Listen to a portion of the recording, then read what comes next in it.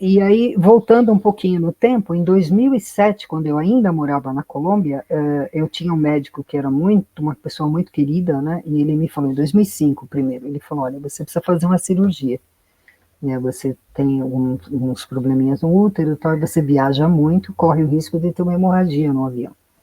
Aí eu fiz todos os exames em 2005, só que quando eu estava pronta para fazer a cirurgia, eu falei, eu não sinto que eu devo fazer agora. E eu falei para ele, olha, não vou fazer. Ele falou, como assim? Tá tudo marcado. Eu falei, não, eu vou viajar semana que vem e vou para Portugal. Aí ele falou, bom, olha o risco, falei, vai dar tudo certo. Né? Aí eu fui Portugal, voltei e tal, fui para o Brasil, fui para Espanha, viajei e tal. Em 2007 eu senti que eu devia fazer cirurgia, voltei à Colômbia. E falei para ele, agora eu vou fazer a cirurgia. Né? Aí ele falou, ele riu, né? Ele falou, poxa, 2 anos depois, vamos fazer tudo de novo os exames. Fizemos os exames, tudo certo, vamos fazer a cirurgia. Quando eu cheguei ao hospital fazer a cirurgia, eu tenho, é muito difícil encontrar minhas veias, né, para tirar sangue. Eu nunca tinha feito cirurgia, mas só assim de cesariana, né?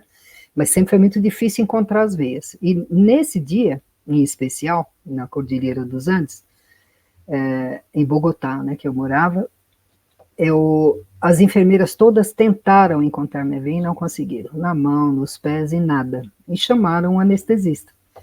Aí ele falou, olha, tá muito difícil para elas encontrarem, então nós vamos fazer o seguinte, normalmente a pessoa já entra aqui com anestesia e já entra na sala de cirurgia dormindo. Mas como não estão conseguindo, então nós vamos te levar para a sala de cirurgia acordada, vou colocar eu mesmo vou colocar, o anestesista falou, o catéter aqui no pescoço, depois eu dou anestesia e a gente faz a cirurgia. Eu falei, tudo bem. E eu estava muito calma, né? E eu morro de medo de furar a veia, né? Porque sempre dói muito, eu tenho uma sensação assim de tontura, né? Bem desafiador.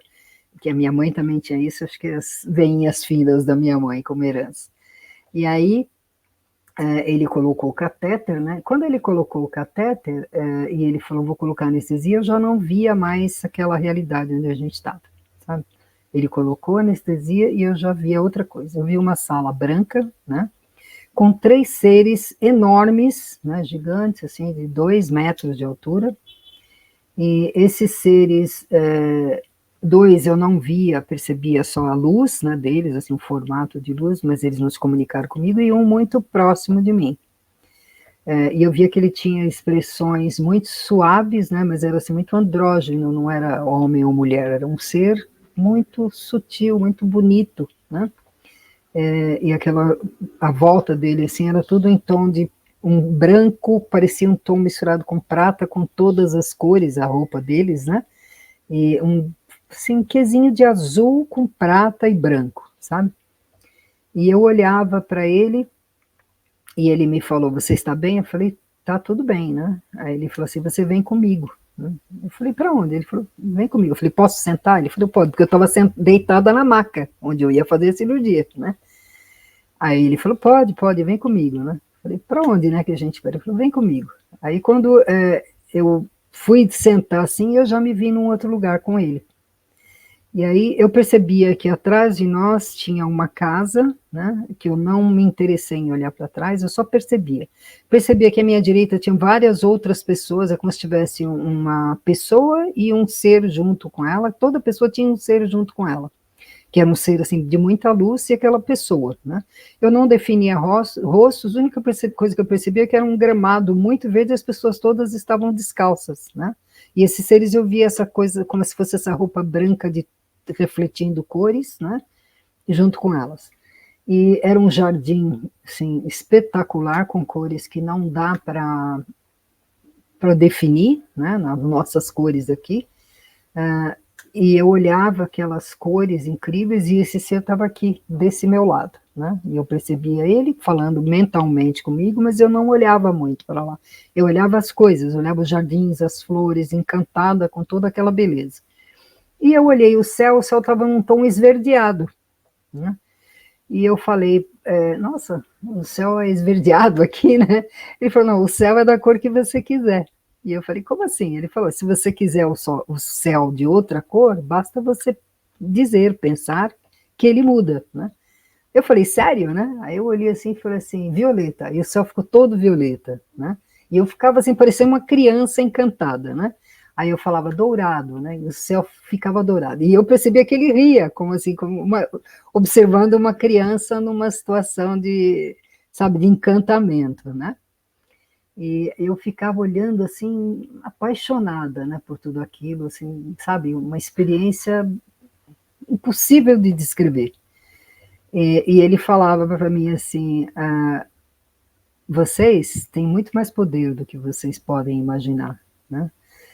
Só que vocês não acreditam nisso. As coisas podem ser tão belas quanto vocês conseguem imaginar. As coisas podem ser tão boas quanto vocês conseguem imaginar, mas vocês não acreditam no poder que tem. Vocês perderam, né, a fé e a confiança. Então é preciso retornar a essa confiança de que vocês podem mudar toda a realidade que vocês quiserem mudar. Né? E ele falava, a vida pode ser muito mais bela do que vocês pensam, né? E pode ser muito mais amorosa e cheia de amor do que vocês podem imaginar. E ali eu sentia isso, né? Um amor incondicional, um acolhimento incondicional, uma beleza infinita, uma grandiosidade naquele lugar, né? Era assim, algo inexplicável, sabe? Muito difícil mesmo. E eu não sei, difícil de dizer em palavras, né? E eu não sei dizer quanto tempo eu fiquei ali, sabe? Para mim durou 5 minutos, 10 minutos, né? Mas foram extremamente marcantes. Só que quando eu comecei a acordar da anestesia, né, que aí eu comecei a perceber que eu estava voltando, né, porque quando eu estava lá eu não lembrava de nada daqui, não sabia nem que existia o aqui. Eu estava ali, ali era o que existia, né, era aquele momento. E aquele ser comigo. Né, os outros dois que estavam antes, eles sumiram, ficou só aquele ser comigo. E eu percebi as outras presenças, mas ali era o meu momento, né, de estar ali. E aí eu acordei da anestesia, né, e eu sentia muita dor nas pernas, porque eles tinham colocado aquelas meias, né, que eles colocam, e aquilo me fazia doer muito as pernas, né, e eu vi o meu médico, e ele falou, você tá bem, né? Eu falei, tô com muita dor nas pernas, foi a única coisa que eu falei. Ele falou, mas mais alguma coisa? Eu falei, só com dor nas pernas. Ele falou, você tá retornando da anestesia, você vai ficar aqui um pouco, tal, depois, se você ficar bem, você vai pro quarto, né? Eu falei, tá bom. E aí eu dormi. Dormi, já não lembro de mais nada, né? Acordei depois já no meu quarto, né? Ele falou que eu estava bem, levou para o quarto e tal. E aí eu falei para ele que eu queria tirar aquela meia, ele falou, não, não pode, você tem que andar primeiro, né? Eu falei, então eu quero andar. Ele falou, calma, amanhã é cedo, né? Aí ele falou assim, você tá bem? Eu falei, tô ótima, né? Só quero tirar esse negócio que tá me machucando, né? Aí ele falou, se amanhã você levantar, estiver bem, tomar banho, você pode, for tomar banho, você pode tirar. Falei, tá bom. Então eu levantei no dia seguinte, uma amiga estava comigo, tiramos as meias, fui tomar banho, né? Ele voltou e ele falou, olha, você vai ficar mais uns 2 dias no hospital. Eu falei, não, eu quero ir para casa, né? Ele falou, não, se você estiver melhor, né, amanhã à tarde eu te libero, hoje não, hoje você não pode ir ainda, né? Tinha que fazer um dia só, né? E tinha que ficar mais 2 ou 3. No dia seguinte ele foi e me examinou e falou, nossa, tá excelente a tua recuperação, né? Ele falou, então você quer ir para casa? Eu falei, quero, né? Então ele falou, hoje à noite, finalzinho da tarde à noite, eu vou autorizar que você tenha alta, só vai seguir as recomendações. Eu falei, tá bom. Ele falou, posso te fazer uma pergunta? Eu falei, pode. Ele falou, olha, durante a cirurgia toda, ele falou, a cirurgia foi mais complicada do que a gente esperava, né? Tinha uma série de reentrâncias lá, com termos médicos, né? E a gente teve que afastar músculos, etc. Foi bem desafiadora, durou muito mais do que a gente esperava, era para fazer em máximo 2 horas, durou quase 5 horas a cirurgia, tinha muitos detalhes, né? Mas durante a cirurgia toda, você tinha uma expressão de sorriso nos lábios o tempo todo, né? O que aconteceu, né? Eu falei, eu estava em outra realidade, falei para ele, né? Aí ele falou, é mesmo? Eu falei, é. E aí não tocou no assunto, eu também não. Anos depois eu descobri que era uma IQM, né, que é o que é chamado hoje de IQM. Quer dizer, eu me desliguei completamente do corpo, porque tinha sido bem desafiadora a cirurgia, mas eu não percebi nada, porque assim que eles colocaram anestesia, eu já entrei em outra história. Eu penso até que eu entrei um pouquinho antes, sabe? A minha sensação é que foi um pouco antes da anestesia. Mas não, porque eu estava desperta, né? Então, acho que foi muito automático, assim, eu já senti aquela presença comigo o tempo todo, E quando eu estava lá, eles me falaram, né, nessa outra realidade, me falaram, vai ficar tudo bem, né, você vai voltar, mas vai ficar tudo bem, né, e realmente fiquei muito bem. Ele falou que eu ia levar pelo menos um mês para voltar a trabalhar, atender meus pacientes, em 15 dias eu estava trabalhando. Então foi, assim, excepcional a recuperação, e me marcou muito. Isso foi em 2007, né, e aí, nessa experiência, eu comecei a ter, depois da experiência, eu comecei a ter intuições muito fortes, né? Eu comecei a escrever uma série de coisas e comecei a assinar, né? Com duas letras, né? Que é KL, né? Que é o nome que eu ouvia quando eu escrevia. E depois eu comecei a perceber aquela imagem daquele ser que me acompanhou e comecei a ver detalhes do rosto dele, né? E eu percebia que era aquele ser que ele assinava como KL, sabe? E eu comecei a escrever, pedi para meu irmão é designer, né, meus dois irmãos são, e eu pedi para eles desenharem para mim, mas nunca alcançaram a imagem, né, que eu queria. Há 2 anos atrás, ou 1 ano e meio atrás, quando começaram as inteligências artificiais, eu fiquei curiosa e entrei em uma delas, né, que supostamente era paga, me permitiram fazer 3 imagens gratuitas, né, aí eu peguei e descrevi tudo o que eu ouvia, né, e ele me criou 2 imagens, e as 2 imagens foram muito impactantes para mim, porque exatamente uma delas era muito parecida com esse ser que eu passei a perceber desde a cirurgia, né? E tem esse tom de azul, e aí eu me lembrei depois, até quando estava preparando para você, né, que eu estava me lembrando daquele anjo azul dos meus 12 anos de idade, né? Falei, puxa, talvez esteja relacionado, né? Porque eu via como um anjo azul, né? E agora eu vejo esse ser que é como se fosse um anjo na minha vida, né? Um ser espiritual muito, muito gigantesco, assim, muito grandioso, com esse tom de prata, um branco, um azul, uma pele muito sutil, um rosto muito andrógeno, muito fino, né? E muita coisa começou a acontecer isso em diferentes momentos da minha vida. Essa senhora que falou que eu ia para Portugal dizia que tinham 3 seres comigo, né? Ela me disse naquele dia.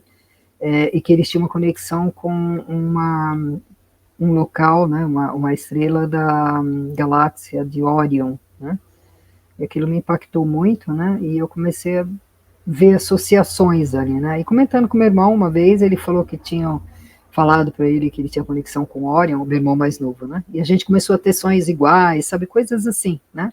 Eu sonhava em Portugal, ligava para ele e falou, eu sonhei com você. Ele falou, eu também, né? E a gente tinha ido para o mesmo lugar no sonho. Então, coisas desse tipo foram acontecendo, né? Então, essa é, assim, o resumo da minha história. Tem muitas outras experiências que aconteceram, mas eu acho que aqui eu já falei bastante, né? Então, muita coisa tem me mostrado, né, que a realidade, para mim, é mais do que uma realidade material.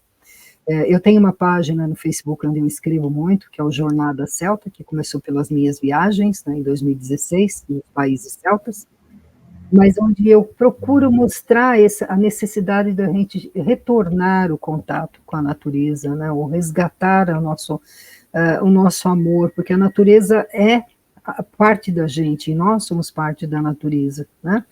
Então, o cuidado com a vida, sabe, o respeito pelo outro, né, não entrar em críticas e julgamentos e outras coisas desse tipo, que é o que eu costumo escrever. Eu tenho outras páginas, mas eu escrevo muito menos, muito mais no Facebook, né. As pessoas me perguntam se eu tenho Instagram, eu tenho o meu Instagram pessoal, mas eu ponho muito pouca coisa lá, na verdade. Eu não sou muito, assim, ligada ao Instagram. Tenho um canal no YouTube também, mas também dei uma pausa porque eu estava escrevendo, né. Então, eu terminei de escrever, publiquei um livro, agora eu estou terminando mais 2, né? Então, isso toma muito tempo, né? E você, Paulo, sabe como o YouTube toma bastante tempo para a gente postar vídeos, né? Então, eu dei uma pausa e estou muito mais dentro do Facebook, né? No Jornada Celta, onde eu escrevo, tá? Bastante. E é isso, Paulo. Agora é tudo pelo Zap e pelo Telegram. Ficou muito mais fácil. O número é 839-9911-0965. Agende uma entrevista, envie seu áudio, seu vídeo ou seu escrito e nós publicaremos no canal. Também pode enviar dizendo o seu nome, de onde está nos assistindo, por que gosta do nosso canal e nós publicaremos durante a nossa programação. E se quiser nos apoiar com qualquer valor, você pode usar este número também como chave Pix, e nós seremos eternamente gratos.